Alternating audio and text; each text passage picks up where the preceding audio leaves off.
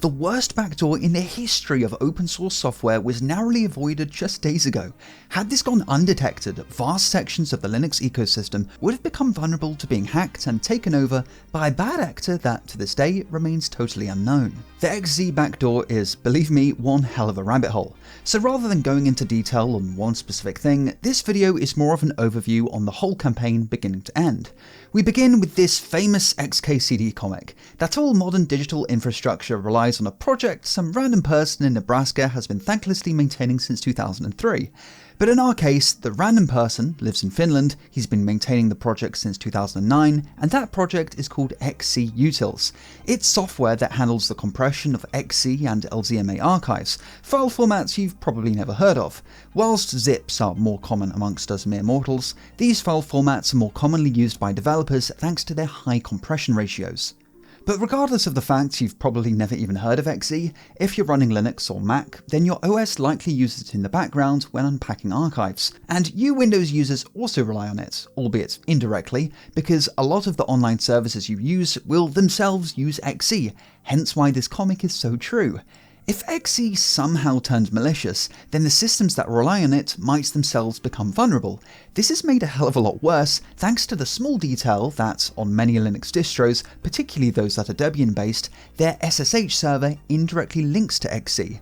This could make a vulnerability in XZ much easier to exploit, because SSH, being a way to remotely access Linux systems, requires an open port in order to be useful, and if an attacker is able to bypass that password prompt, then they'd have an open door into a good portion of internet connected devices. But how would they get malicious code into XZ to begin with? Well, hacking the project's maintainer and releasing a new version of XZ with malicious code simply isn't going to work, because it could take days, weeks, or even months for other software for which XZ is a dependency to update to using its latest version, which is obviously more than enough time for the maintainer to realize something is wrong and raise the alarm.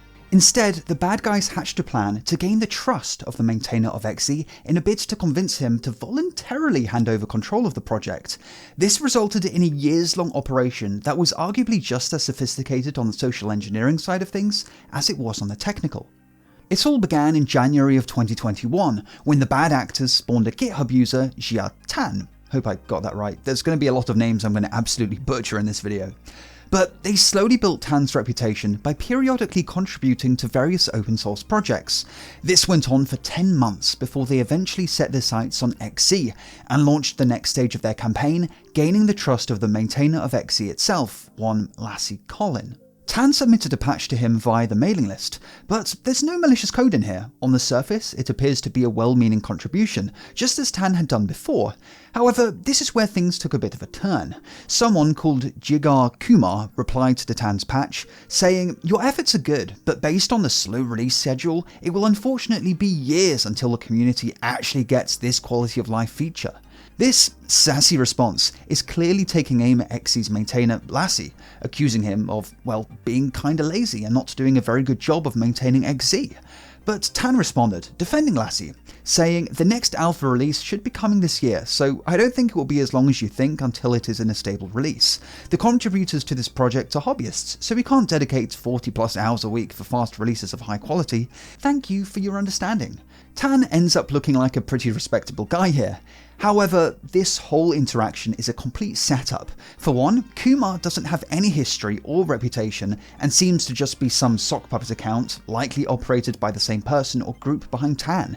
And so this whole conversation is a classic good cop bad cop setup. Kumar puts pressure on Lassie, but at the same time, Tan responds in a way that makes him look like an understanding and trustworthy guy, in an interaction that's designed to make Tan look like the obvious choice for who Lassie should bring on as a co-maintainer of the project, which by definition would give Tan a lot more control over XZ.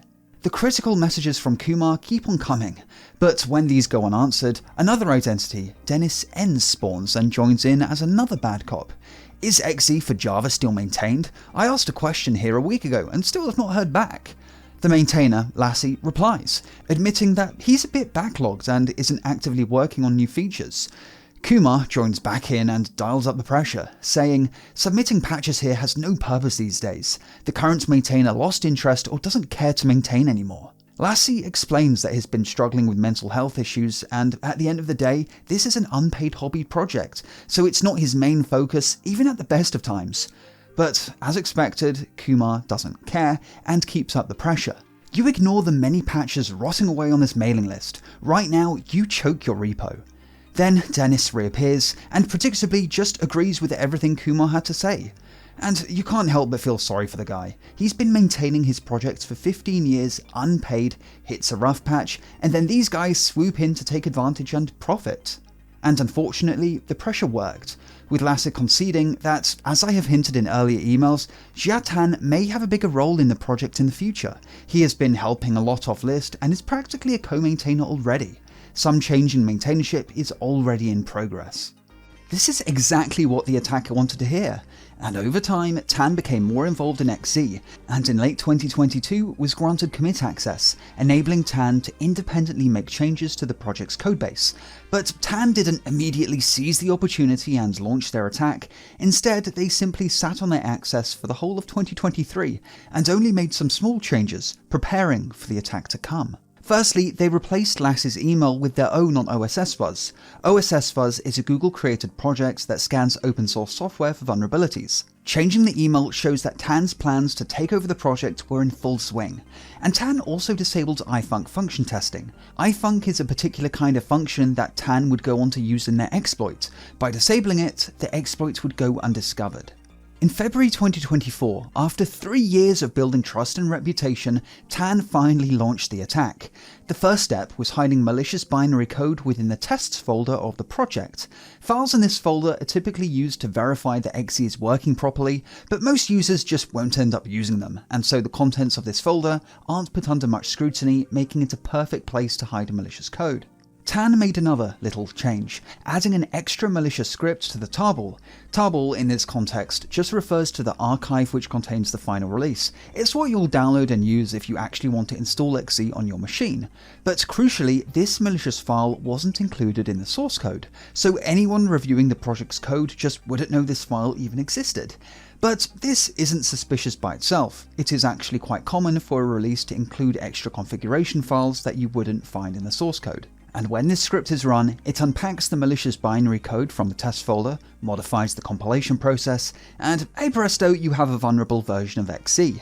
But the real goal here was to exploit victims via their SSH server, which of course was made possible because on many Linux systems, XZ is a dependency of OpenSSH.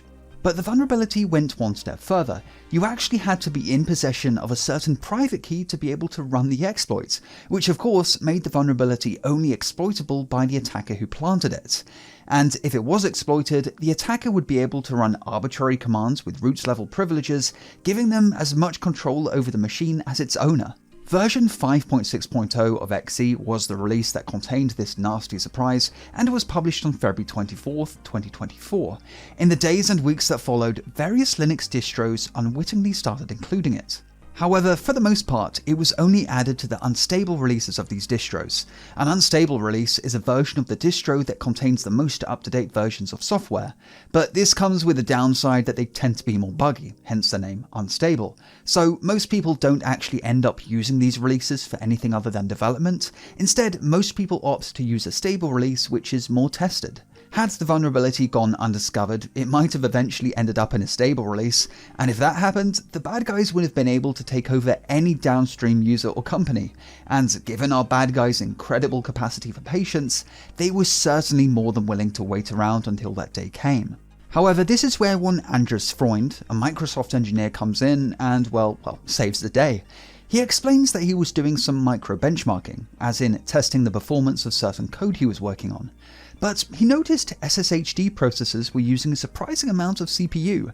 He investigated further and discovered that when using the latest version of XZ, SSH connections were taking half a second longer than they should. And that might not sound like much difference, but that's a hell of a long time in the world of CPUs. It was clear that something was very wrong. Andres investigated further, which eventually led him to discovering the backdoor and raising the alarm. And to say chaos ensued might actually be a bit of an understatement. The cybersecurity sphere went absolutely crazy for the next week just because of how nightmarish a scenario this almost became had Andres not stumbled across the vulnerability.